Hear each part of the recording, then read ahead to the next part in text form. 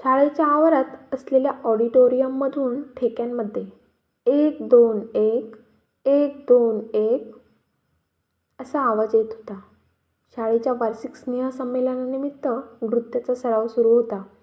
हा समूह 5व्या वर्गांच्या मुलींचा होता.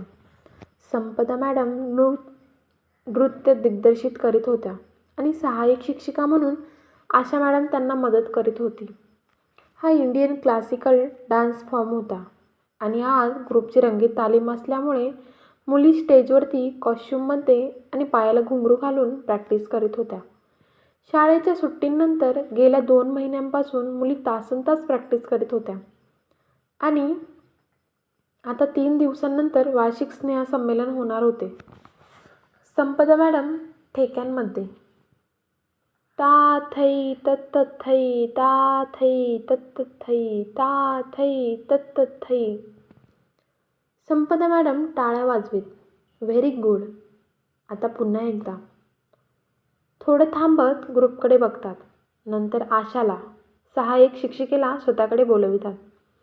आशा जवळ आल्यावर हळूच, आशा, समोरच्या रांगेमधील आणि मागच्या रांगेमधल्या काही मुलींना आपापल्या शफल करावा लागेल आणि आशाला समजावून सांगतात.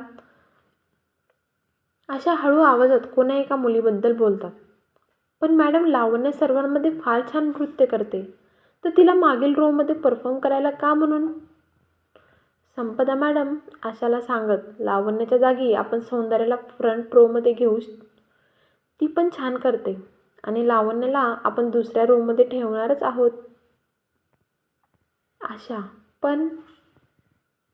संपदा मॅडम जोर देत, आशा समजून घे, मला प्रेझेंटेशनमध्ये काही कमतरता नकोय.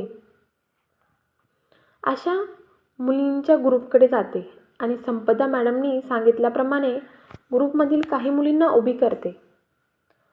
लावण्याचा हात पकडून समोरच्या रोमधून मागील रांगेमध्ये शिफ्ट करीत असताना आशाला लावण्याच्या चिमुकल्या डोळ्यांमध्ये एक निरागसपणा आणि अजान प्रश्नार्थक भाव स्पष्ट दिसत होता.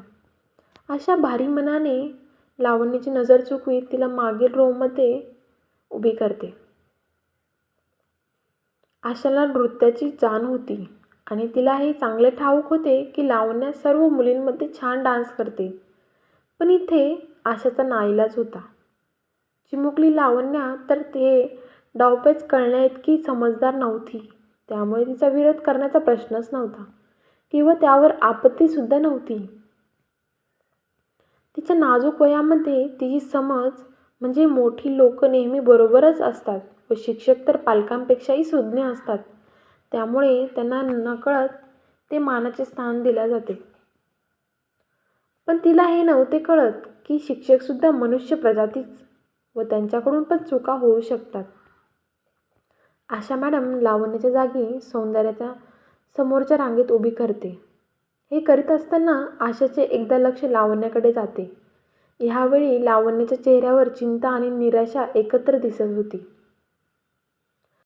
सौंदर्य मात्र फार आनंदाने समोरच्या रांगेत उभी झाली, कारण त्यात तिला तिची जास्त योग्यता असेल असेच वाटले. लावण्याचे सौंदर्याला प्रथम रांगेत उभे केल्यावर दुःखी होण्याचे कारण होते, कारण दोघींची तुलना ही लहानपणापासूनच असायची. लावण्य आणि सौंदर्य या जुळ्या बहिणी.